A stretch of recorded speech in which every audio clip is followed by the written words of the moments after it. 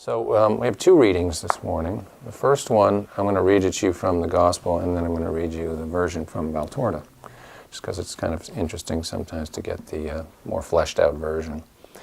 This is taken from Matthew chapter 5. This is part of the Sermon on the Mount. It's entitled Concerning Anger. Jesus is speaking. He says, "You have heard that it was said to those of ancient times, 'You shall not murder,' and whoever murders shall be liable to judgment. But I say to you, if you are angry with a brother or sister, you will be liable to judgment. And if you insult a brother or sister, you will be liable to the council. And if you say, 'You fool,' you will be liable to the hell of fire. So when you are offering your gift at the altar, if you remember that your sister or brother has something against you, leave your gift there before the altar and go. First be reconciled to your sister or brother, and then come and offer your gift. Come to terms quickly with your accuser while you are on the way to court. Or your accuser may hand you over to the judge, and the judge to the guard, and you will be thrown into prison. Truly I tell you, you will never get out until you have paid the last penny." Okay, so for those of you who are not familiar with the Valtorta readings, is that it's a woman, Maria Valtorta was a woman who essentially was bedridden. She was a Catholic nun, and she was essentially in almost a perpetual state of meditation, receiving visions from Jesus of every day of his life. So kind of like giving us the full version of what the Gospel is, and you end up with 5 volumes at 900 pages each. So, I mean, imagine if somebody documented your whole life every day for 3 years. It would be a lot of stuff, a lot more than what the Gospels provide. The Gospels have that mystical quality in them because they don't give everything away. It gives you room to, like we do in Bible class, to sort of get in there and contemplate it. But also the Valtorta stuff fills in certain gaps, and there's some really nice gems of wisdom. So here's what Jesus said. He says, "So great is the precept of love for your neighbor, the perfecting of the precept of love for your neighbor, that I no longer say, as it was said, 'Do not kill,' because he who kills will be condemned by men. But I say to you, do not get angry, because a higher judgment is above you, and takes into account immaterial actions. Who insults his brother will be condemned by the Sanhedrin. But who treats him as a madman, and consequently has harmed him, will be condemned by God. It is useless to make offers at the altar, unless you, for the sake of God, first sacrifice your ill feelings in your hearts, and you fulfill the most holy rite of forgiveness. Therefore, when you are about to make an offering to God, and you remember that you have wronged your brother, and you bear him a grudge because of a fault of his, leave your offer before the altar. Make first the sacrifice of your self-esteem by becoming reconciled to your brother or sister. Then come to the altar, and only then your sacrifice will be holy. Full agreement is always the best business. The judgment of man is precarious, and who stubbornly challenges it may lose the cause and have to pay the opponent down to the last coin, or languish in jail. In everything, turn your eyes to God. Ask yourselves, am I entitled to do what God does not do to me? Because God is not so stubborn as you are. Woe to you if he were. No one would be saved. Let that consideration induce you to mild, humble, pitiful feeling. And then you will certainly receive a reward from God, both here and in the next world." So I want to talk about anger, and I want to really provide some direction that has come to me through meditation and through being on the path for a long time. Because when I first heard this passage, and even being on the path, and Jesus says, "Do not get angry," and I was like, well, man, and for a long time in the order that I was trained, there was a little bit of an energy, like if you get angry, like if you feel angry, then you have now slipped out of a chord and you have to apologize just for being angry. Something inside of me went well, I don't know if that's right. I believe, and what I've come to experience over the years on the path, is that we get angry, we feel it. Think of the analogy of getting hungry. I mean, we can get hungry at various points in the day. Sometimes you're hungry because your body needs food. Sometimes you're hungry because you see something that you really like. You know you're not that hungry, but you want it. In other words, the body sends an impulse that says, I would like to take action. I would like to eat food. But there's a conscious part in us that decides whether or not we're going to surrender to that and take action. And that conscious part is really the part that, you could think of that as your soul. We're looking to be in touch with the soul. So that if I get some sort of a wave that says, oh, what would be great right now is to go get a couple of pizzas and just pig out, my soul goes like, yeah, that would probably be cool for about half an hour, but I'd probably feel really lousy afterwards. It's too much. So I might go, well, I'll pick up a slice and that's enough. I'm not going to torture myself by denying everything because, we got great foods, so let's enjoy them. But there's a consciousness that says, just because I receive some thought, that does not mean God is speaking to me and saying, tonight is the night of, 2 pizzas. That's kind of not very mature. Another analogy is think about when you have to go to the restroom. When you're a baby, you don't think about it. Like, you're sort of entitled to just go, boom, there it goes, and someone's going to clean it up. I don't even know what that means to clean it up. Right? Like, there's something on there that's going to catch this, and I hope that somebody else, takes care of me. Well, that's a lot of how we are when it comes to anger when we are spiritually immature. We go, well, I'm just going to let this fly, and I figure someone is going to deal with it. Well, okay, we're going to change that now. I'm going to teach you that we can't do that. You can't just let your anger pour out of yourself and think that that's how you're supposed to live. Because when Jesus says, do not get angry, what I would really say that means is, do not surrender to your anger and then justify the expression of it. That's very different. Because if you try to not feel any anger, that's like trying to not feel any hunger. Your body is going to go, what the hell's going on? You can't deny the fact that you feel certain things. And really, I think you'll discover, if you really pay attention to this, you're going to discover that you feel angry when you experience what you consider some sort of a violation. Something that violates human rights. Somebody might say something to you. Somebody might take something from you that you believe is yours. Somebody might harm another person that's helpless. Many, many things happen. I'll give you an example, because I'm not immune at all from this. And when you're traveling and you're in a different country and you have a different language, there's situations where you just invariably, or I invariably, stumbled into something that didn't make sense to me. So I'm sitting in Spanish class and I'm talking about flying from Panama City to Medellin, Colombia, and somebody says, oh, have you looked into this micro airline called Wingo? And Wingo travels basically between Costa Rica, Panama, and Colombia, mostly within Colombia. So I look it up on my phone, and I thought the flight was going to cost me about $250 from Panama to Medellin, and on Wingo it's coming up at like $100. I'm like, oh, this is awesome. So I, go back to my hotel and I book the flight. Now when I get to the airport in the gate, the woman asked me, oh, did you check in online? And I was like, no, but I know what's coming next. Well, there's a fee because you didn't check in online. Right, there was a fee. So I said, I'll just do it right now. She goes, no, we close it at 4 hours before the flight. Now, I felt angry about that because in my mind, nobody told me. Now, maybe on the fine print, it said that. So I don't have the right to express anger. First of all, this woman is just working for the airlines and just doing whatever their policy is. But I personally feel like, well, that's not really fair. Like if it's buried in the fine print, then it's just some way that they can gouge a little more money from me. Whether that's true or not, you guys know, people will take advantage of you financially. If you're in another country and you have white skin, then they're going to try to charge you more. It's pretty much common knowledge. Do you think that's fair? On one level, no, because we're all humans. On another level, yeah, for me, $20 is not a big deal, where some people work 2 days to make $20. So you have to sort of adjust. But the fact is, I did feel angry when that happened. But I did not want to express that anger to this woman because what's the point? That's not really fair. But I have to sit back and then I have to have a process, because if I don't have a process and the anger is churning inside of me, and then I get on the plane and it just so happens I'm sitting next to somebody who's got a kid and the kid's not behaved and the kid's screaming, and now all of a sudden I become entitled to go, this whole world's effed up and what's wrong with people, and I brew. And what I think Jesus is talking about, he says, you put yourself in anger in this prison, and until every shred of it is exercised, you're in a type of a prison. You're in a prison of your own perception of what's right, and how everybody is doing it wrong, and if they would just get their act together, I wouldn't have to suffer this way.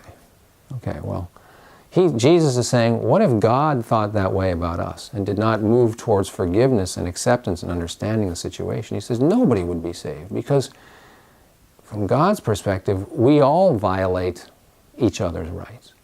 So hopefully that helps you to become humble, to go like, okay, I'm sure at times I may have forgotten to tell somebody something, and then they got angry when they felt that I didn't take care of them, and so that doesn't always necessarily subdue the anger in the moment. We have to have a process. And this is the part where I think people check out of the path, because the process is, I could explain it to you, and I probably have explained it to you, but when you sit down to do it, there is this part. And he says you have to sacrifice your self-esteem. How profound is that? And why does he say that? Because I'm right, and if I'm going to forgive you, on some level I go, I am now weakening myself to your level. Well, that's not true, actually, but that's the perception, right? That in order to maintain my self-esteem, I have to make sure that you know you were wrong, and if you don't apologize, I don't forgive you. Well, look at the world and see what are the fruits of that attitude. They are like war and hatred and racism and God knows everything. Every reason that this guy didn't do it the way I think you should. And I'm angry at him and I'm not going to do anything. Somehow, I don't exactly know how, I ended up watching some videos of this guy who shot John Lennon. I don't know how it came up, but it came up on the YouTube tiles, and so I watched the interview that he was on Larry King. And I ended up going to wiki pages, or whatever it's called, Wikipedia, and reading about him, because I'm curious about 20 years later, 25 years later, like, where is this guy at and what are they saying about him? And I don't know that much about it, but I know that he's been denied parole 8 times. And in Wikipedia, they have every time that he went for parole, he said something. I mean, he's very much a devout Christian, and he was like, in 2006, he said, I really realized that my crime was wrong, and I'm deeply sorry, denied. And 2 years later, I really feel Jesus has forgiven me for this, and I'm hopeful that maybe you would consider, denied. 2 years later, I realized this was a heinous crime, completely premeditated. I can't believe that I did it, I'm deeply sorry, denied. And then they show that, there's a line that says, and Yoko Ono was writing letters saying that, this is such a horrible thing, and I don't think he should be released, and I still have not forgiven him. And okay, that is a difficult situation because people are not going to forget John Lennon. And are they going to forgive this guy? I mean, can the prison board let this guy out and deal with the aftermath of people's hard-heartedness? There's a lot going on there, right? But I'm very convinced that our world has not yet really accepted this teaching and does not work hard enough individually to overcome that pressure of that anger. Instead, we make movies and we make TV and we write gossip column magazines and we just live in a way that it's exciting to watch the anger lived out. We want to see these reality shows where we create situations where people violate each other's rights, and then we watch them sort of become like children that are soiling their diapers, that are just releasing the anger, and that becomes entertainment. And then everybody goes, well, that's justified. It's like, well, check this out, kind of energy. I really want to impart something to you, that your life will be difficult if you surrender to that. For a long time, it may feel very hard, because even if you go, okay, I like what you're saying and I want to do the work, there are going to be times where you're face to face with the difficulty of like, how do I forgive this horrible thing that was done? This is clearly wrong. Like, I cannot move myself from this internal pressure of anger to this place that I believe you're teaching me and Jesus is saying, that you actually forgive and you're free of it. That's when you know that you've done the work, because you have a remembrance of what happened, you have a remembrance of the pressure you went through, you have a remembrance of the grudge that you held, but it doesn't exert any more pressure. It's kind of like, oh yes, I remember, I was angry and I let it go, and I'm truly free of it. That's freedom. That's the freedom from the prison that I want you to have. But you're not going to get there if you don't learn the practice, and you don't practice the practice. And I think it might be helpful when you think about fasting, that the reason we do that once a month is because we put ourselves to the test, to go, I am going to be in somewhat of pain, maybe not as much as I was last month, or maybe more than last month. I don't know. It depends on what's going on in my life. But generally, I used to wake up, I'd have coffee, and then I'd have an omelet, and then I'd have a granola bar. Okay, I don't get to have any of that. So yes, of course, you're going to have emotional feelings. Your body is going to go, what the hell? And you go, consciousness of soul says this is what we're doing. And that consciousness overrides the pressure of, this is what we're talking about, overcoming the world. The world is going like, why would you fast? Like, get your granola bar, get your chips, get your donut, whatever. And we go, no, I'm trying to do something else. Now, take a look at that with anger and go, are you willing to sacrifice your self-esteem and come face to face with the part of you that wants to righteously hold on to anger? And I would like you to observe yourself going through that, whether it's this week or the next time you get angry. And trust that there is a way out. There is a way that you can, whether you come out of one meditation or it takes you 3 meditations or it takes you all month. I mean, some of the stuff can take a long time because the violation goes against the very core of what you believe is right. And sometimes you're spot on. Think about God's perspective and looking at what percentage of the world thinks it's okay to buy children and use them sexually. That's a big problem on this planet. And there's many, many problems that are just a complete violation of human dignity and human right. So getting to a point, like you're going to have to dig deep, deep, deep until you actually find the Christ consciousness. And the Christ consciousness then makes the effort to move you to this place of forgiveness. Now, you have the ability to resist it all you want. First of all, you have the ability to resist by not showing up to meditation. Or let's say you're working with me and I say, I want you to go in and I want you to look at this and I want you to face it and I want you to stay with it until you come out the other side. So that's a lot of pressure, just like what you were saying. I believe you guys want that pressure because you would like to learn the process to be able to get to the other side. But we don't go from being in diapers to being an adult in 5 minutes, right? It's a number of years process, and there's graduations. And okay, after 2 years or 3 years, you no longer just let all your bodily fluids go, but you're still a child. And then when you're an adolescent, you've got different things. But we are now adults in the world, but spiritually, we could be children, we could be adolescents. We're not masters yet. So we're going to have to humbly try this process. And when you try it, you're going to discover what works for you, right? Like, I can't say this is exactly the way that you do it and you do it and you do it. I can tell you what works for me. In other words, sometimes I'm really angry and I realize I sit in meditation and it's too fresh.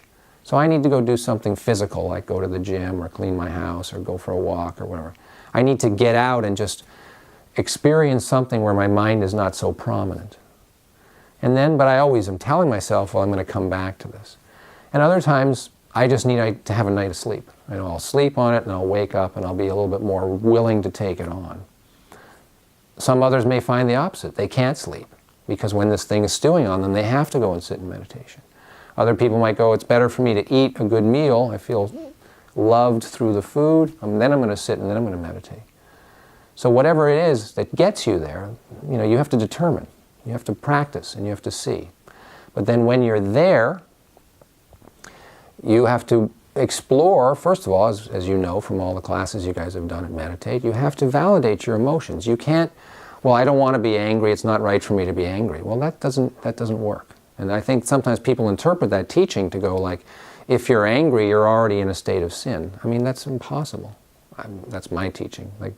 I don't recommend thinking of it that way because you're going to kill yourself. You're going to be trying so hard to be a righteous Christian and you're going to explode inwardly because the anger is not going to go away just because you deny its existence. So you have to validate that you're angry and you have to explore, well, why am I angry? And be really careful at that point. There's sort of the path of righteousness and the path of love, right? The path of righteousness goes, I know exactly what happened.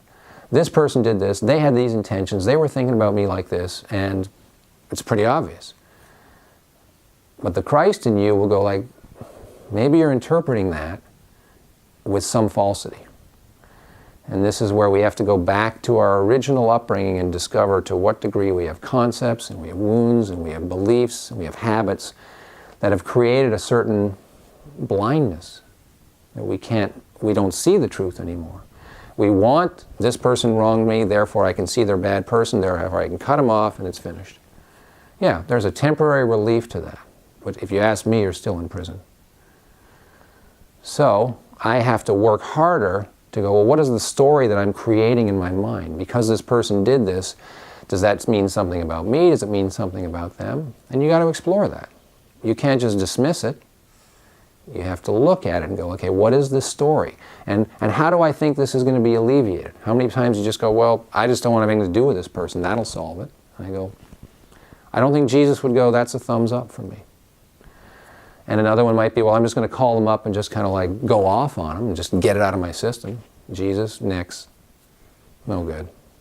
Why? Because now you are encouraging yourself to, release the bodily fluids and go, someone else will clean this up. But that other person now has to carry that anger, and probably you've just created a new ticket. Now they're angry at you because you've gone off on them.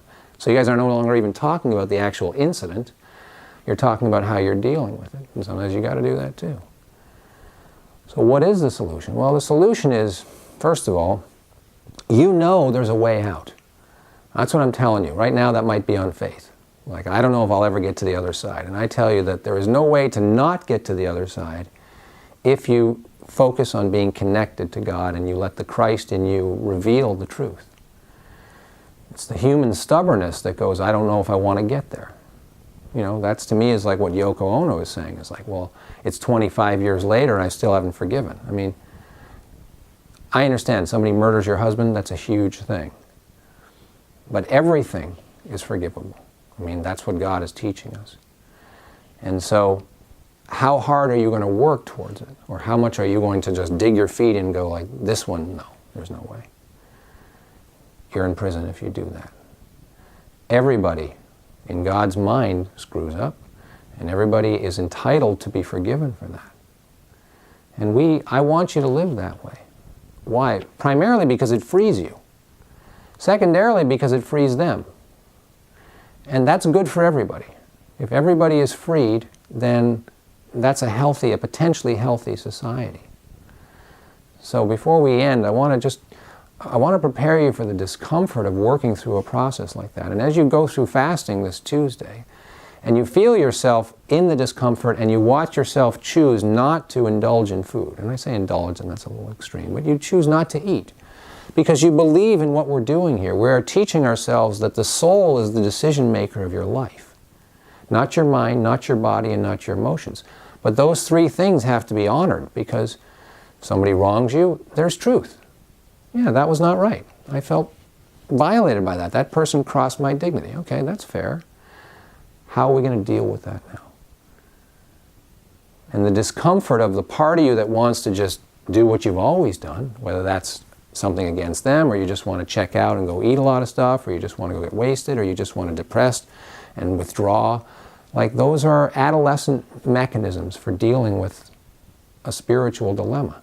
And I'm calling you to be a spiritual adult. And I don't mind if it takes a long time. I'm totally in the process myself. Whatever level, it doesn't matter. It's like, you never stop refining. I haven't found that to be the case. If I stop refining, to me, I'm in prison. Because I've said, like, that's it. So I don't want to do that. So be prepared for the discomfort of going into meditation when you're going to try to get yourself out of an angry situation. And work hard. Eventually, you're going to see the process smoothens out. For those of you who are fasting, this is your first few months of trying it. Yeah, it seems like really huge. But eventually you go like, yeah, I know, I generally get hungry around 4 o'clock, and then I'm okay till about 9, and then at 9 I was like, that's really hard for me because it's dark, and it's like 2 hours before I go to bed, and that's the worst time for me. I mean, that's my experience. I like eating late at night. So fasting, that's the time when I find it's the hardest. I find most of the day at this point, after almost 20 years of fasting, most of the day is not a big deal.